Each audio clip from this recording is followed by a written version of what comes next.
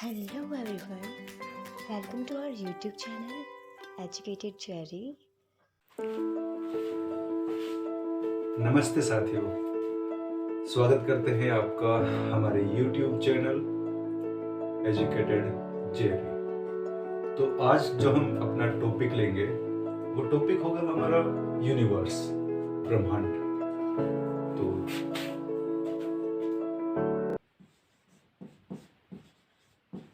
ब्रह्मांड या फिर यूनिवर्स,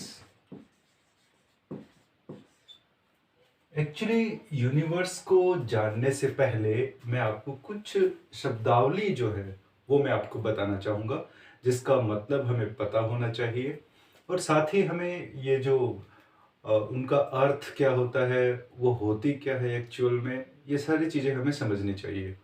जैसे ही वो कंसेप्ट हमारा क्लियर हो जाएगा तो उसके बाद हम जानेंगे कि यूनिवर्स क्या होता है और उसके बाद हम जानेंगे कि यूनिवर्स बना कैसे और आगे इसके बारे में क्या क्या संभावनाएं, क्या क्या वैज्ञानिक दृष्टिकोण जो है वो क्या क्या कहते हैं। तो चलिए शुरू करते हैं। सबसे पहले मैं आपको एक बेसिक नाम बताना चाहता हूँ, जो है स्टार्स या फिर तारे। स्टार्स ये क्या होते हैं बेसिकली? देखिए, स्टार्स एक बहुत गर्म और प्रज्वलित गैसों से बने हुए होते हैं। ग्रेविटी की वजह से वो एक अपने एक क्षेत्र में वो संघनित होके, और जो प्रज्वलित और अत्यधिक गर्म जो गैसें होती है ये उनमें उनसे बने होते हैं और बहुत ही विशालकाय ये एक पिंड होता है। दूसरी बात, इसमें क्या होता है कि इसमें जो नाभिकीय संलयन जो है, उस अभिक्रिया से क्या होता है कि छोटे छोटे एटम्स आपस में मिलके बड़े एटम का निर्माण करते हैं और उसके साथ बहुत सारी एनर्जी निकलती है, जो कि हमें प्रकाश और ऊष्मा के रूप में हमें प्राप्त होती है। ठीक है, तो तारे बेसिकली क्या हो गया, दो चीजें याद रखनी है। एक चीज याद रखिए आप कि तारे जो है वो क्या हो गए, अत्यधिक गर्म, अत्यधिक गर्म व प्रज्वलित प्रज्वलित गैसों से निर्मित है। ठीक है, एक चीज। दूसरी चीज, तारे के जैसे ही आगे हम बढ़ते हैं इसी के बिग फॉर्म में, तो फिर दो नाम आते हैं, एक साथ ही आते हैं, उनको बोलते हैं नव तारा, और दूसरा जो होता है उसको बोलते हैं अभिनव तारा। अभिनव तारा, सॉरी, अभिनव तारा। इनको इंग्लिश में कहा जाए तो नोवा, एंड इसको कहते हैं सुपरनोवा। ये क्या होते हैं जानते हैं। आपको ध्यान रखना है कि ज्योग्राफी को हम पढ़ते टाइम पे हमें कोशिश करनी चाहिए कि हमें उसकी इंग्लिश फॉर्म जो है, टर्म जो है, वो भी हमें ध्यान में रख लेने चाहिए, जिससे कि हमारे बहुत सारी चीज़ें उस नाम की वजह से हम जो टेक्निकल वर्ड जो है उसको हम बहुत जगह वो ही काम में लेते हैं। अगर बहुत सारे हिंदी शब्द जो हैं वो हमें कंफ्यूज कर सकते हैं। तो देखिए, नव तारा क्या होता है कि ये जो स्टार है, ये तारा जो है, इससे 10,000 गुना तक की जो ऊर्जा है या ज्योति जो है वो क्या होती है, वो ज्योति जो है तारे से 10,000 गुना ज्यादा तक की अगर ज्योति होगी तो उसको हम कहेंगे नव तारा। इस फॉर्म को हम क्या कहेंगे, नोवा, है ना। और दूसरा, अगर 10,000 गुना से अगर ज्यादा हो जाएगी, 10,000 गुना से ज्यादा अगर ज्यादा होगी तो उसको हम क्या कहेंगे, उसको हम कहेंगे सुपरनोवा। ठीक है, ज्योति जो है वो 10,000 गुना तक की है, तब तो वो बन जाएगा नव तारा या नोवा। और अगर उसकी ज्योति की जो मात्रा है अगर वो 10,000 गुना से ज़्यादा हो गई तो उसको हम बोल देंगे सुपरनोवा। ठीक है, यहाँ तक क्लियर है आपको? चलिए मैं फिर आगे एक वर्ड और लेता हूँ। ठीक है, एक होता है neutron star. Neutron star, neutron star ये क्या होता है? देखिए, न्यूट्रॉन स्टार बेसिकली इसमें ना कभी कभी नियमित रूप से, कभी कभी ऐसे एक नियमित अंतराल के बाद क्या होता है, प्रकाश निकलता है, बहुत अधिक मात्रा में प्रकाश निकलता है। तो इसको हम कहते हैं न्यूट्रॉन स्टार। एक रिपल्स के जैसे एक प्रकाश निकलता है और वो भी नियमित अंतराल होता है, एक फिक्स गैप के बाद इसमें ये होता है। ठीक है, तो मैं यहाँ पे क्या लिख देता हूँ, नियमित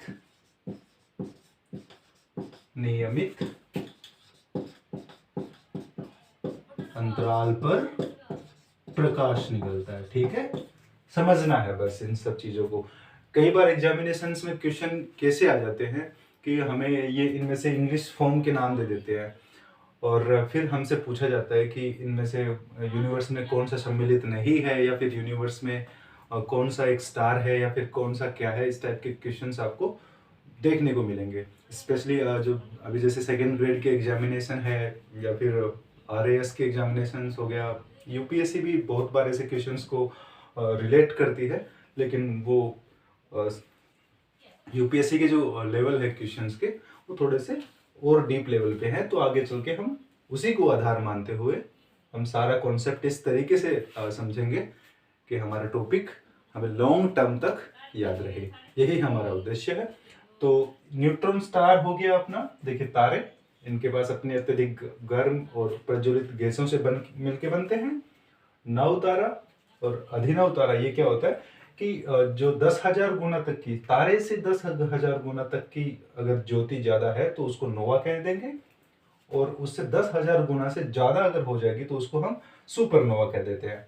इसी तरह न्यूट्रॉन स्टार में क्या होता है, नियमित अंतराल पर प्रकाश जो है वो ऐसे चलता रहता है। ठीक है, इसके बाद देखिए आगे, तो मैं थोड़ा सा इसको मैं इरेज करता हूं।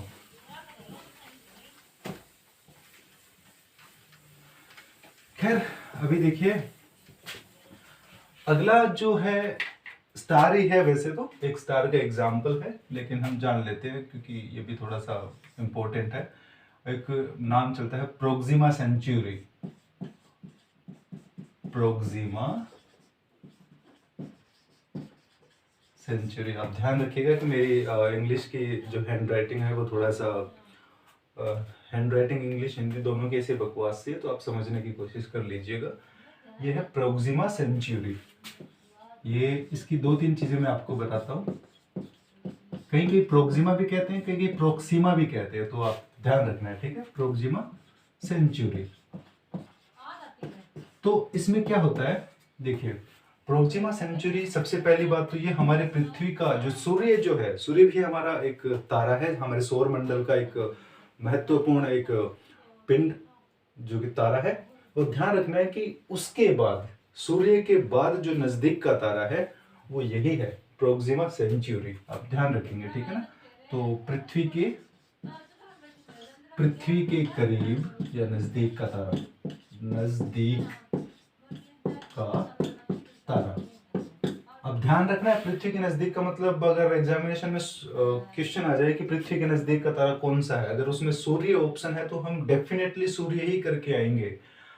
लेकिन अगर सूर्य ऑप्शन में नहीं है तो हम क्या करेंगे, प्रोक्सिमा सेंचुरी को हम सेलेक्ट करेंगे। ऐसे क्वेश्चन को थोड़ा सा वो कंफ्यूजिंग करके वो क्वेश्चन पूछता है, तो हमें ध्यान रखना है, उसकी सवाल को समझना है वो करना क्या चाहता है, और उसके बाद हम इसको सोल्व कर लेंगे। ठीक है, चलिए आगे देखिए। प्रोक्सिमा सेंचुरी जो है वो पृथ्वी के नजदीक का तारा है। इसकी यही एक खास बात मुझे लगती है अगर इम्पोर्टेंट देखा जाए तो। दूसरा एक और तारा है, अगर मैं एग्जांपल लूं स्टार की, तो उसका नाम है सीरिस। ठीक है, सीरिस, इसको सीरिस भी बोलते हैं, सीरियस ही है वैसे तो, सीरियस। कई बार सीरियस भी बोलते हैं इसको, तो ध्यान रखना है। सीरियस ये एक स्टार है तो ये क्या है कि ये हमारा जो पृथ्वी के जो दिखता है पृथ्वी से, तो ये सबसे ज़्यादा चमकीला तारा दिखाई देता है। बहुत ही इसका प्रकाश जो है ये बहुत ही ज़्यादा चमकता दिखाई देता है, और इसका सफ़ेद कलर का प्रकाश इसमें तेज दिखाई देता है। आपको ध्यान रखने वाली बात यह है कि जब तारे या कोई भी जो प्रकाश है उसका अगर हमें रंग पूछा जाए कि प्रकाश का कलर कैसा होता है, तो हम डेफिनेटली उसमें हम सफ़ेद रंग करके आएंगे। क्यों करके आएंगे? क्योंकि जितने भी कलर्स होते हैं वो सफ़ेद कलर का एक सफ़ेद कलर बन जाते हैं। जितने भी कलर हैं इंद्रधनुष के सारे कलर को अगर हम मिलाएंगे तो वो वाइट कलर में बन जाता है वो, ठीक है।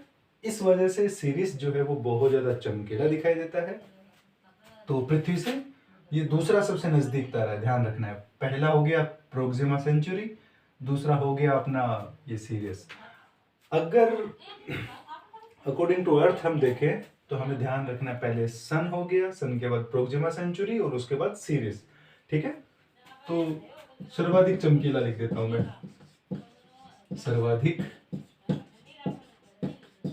चमकीला तारा, ठीक है। और दूसरी चीज क्या है, अब ये सफेद रंग का तेज चमकता है, तो इसको क्या कहते हैं? देखिए अभी इसकी क्रोनोलॉजी को आप समझने की कोशिश कीजिएगा कि इसको कहते हैं व्हाइट डॉग स्टार, ये इसका नाम है। सीरीज का दूसरा नाम भी क्या चलता है? व्हाइट डॉग स्टार, ठीक है। तो ये हो गया हमारा प्रोक्सिमा सेंचुरी और एक हो गया सीरीज। अब देखिए अपने ये जो सूर्य हैं, स्टार्स हैं, इनके बाद अगर हम कुछ और आगे जाने तो एक टर्म और चलती है जिसको हम बोलते हैं, अभी मैं थोड़ा हिंदी और इंग्लिश का वो जो कंफ्यूजन था अभी आपके सामने आएगा। देखिए अभी इस एग्जांपल में आएगा। देखिए एक नाम चलता है लुब्धक, लुब्धक। अब बताइए इसको इंग्लिश में क्या कहते हैं? इसको जानते हो आप कमेंट में बताइएगा कि लुब्धक के बारे में अभी तक कौन कौन से ऐसे आपने जानने की कोशिश की है, बताइएगा, ठीक है। ये क्या होता है इसके बारे में आप कमेंट में जरूर बताइएगा। अब चलिए आगे। ये मैंने आपसे एक क्वेश्चन पूछा है तो इसको बताने की कोशिश करिएगा, ठीक है। अब देखिए आगे एक टर्म चलती है क्लस्टर। क्लस्टर, ये क्या होता है? क्लस्टर, क्लस्टर क्या होता है बताइए?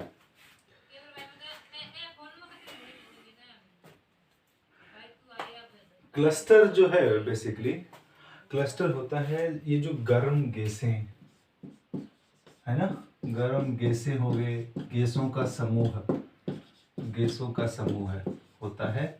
और इसमें क्या होता है? साथ में अग्निपिंड होते हैं, अग्निपिंड। इन सबको अगर हम मिला देते हैं तो क्या बन जाता है? क्लस्टर बन जाता है, ठीक है। अब पूरी की पूरी हम प्रोसेस जानेंगे क्या क्या होता है, ठीक है। क्लस्टर के बाद एक चीज और मैं आपको बता देता हूं कि एक होती है निहारिका। निहारिका इंग्लिश में जिसको कहते हैं नेब्यूला। ये क्या होती है?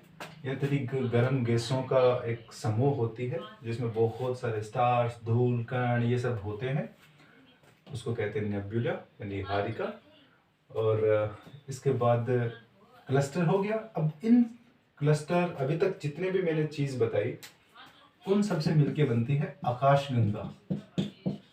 आकाशगंगा, आकाशगंगा को इंग्लिश में क्या कहते हैं? गैलेक्सी। गैलेक्सी क्या होती है? गैलेक्सी, तो ध्यान रखना है गैलेक्सी एक बहुत सारे तारों के, कम से कम हर हजारों, करोड़ों, लाखों तारों का एक समूह होती है। उन तारों का एक झुंड होती है, अगर मैं सिंपल लैंग्वेज में कहूँ तो उन तारों के झुंडों से मिलकर जो बनती है वो हो गई हमारी आकाशगंगा। और ऐसी बहुत सारी आकाशगंगाओं से मिलकर हमारा क्या बनता है? यूनिवर्स। क्या बनता है? यूनिवर्स, ठीक है। अब देखिए इसका निष्कर्ष क्या रहा आज की बात का, आज के टॉपिक का निष्कर्ष ये रहा कि मैं अभी इसमें लिखता हूँ निष्कर्ष, जिससे कि आप पूरा समझने की कोशिश करेंगे। देखिए निष्कर्ष अगर मैं इसका देखूं, निष्कर्ष रिजल्ट क्या निकल के आता देखिए, तो इसका निष्कर्ष निकल के आएगा कि सबसे पहले हमने पढ़ा था स्टार्स, है ना, स्टार्स। स्टार्स के बाद में स्टार्स सारे मिलके क्या बना देते हैं, स्टार किस में होते हैं, वो एक सोलर सिस्टम में होता है, एक उसका एक अलग सोलर सिस्टम होता है ना। स्टार, स्टार से क्या बनता है, सोलर सिस्टम बनता है, सोलर सिस्टम। और सोलर सिस्टम से क्या बनता है, अब बताइए। सोलर सिस्टम से फिर एक पूरा का पूरा एक अपना एक अगर देखे जाए ऐसे तो बहुत सारे सोलर सिस्टम और बहुत सारे धूल कण मिला के क्या बन जाती है, एक गैलेक्सी बन जाती है। और गैलेक्सी बहुत सारी मिलके क्या बना देती है, बहुत सारी गैलेक्सी मिलके बन जाता है हमारा यूनिवर्स।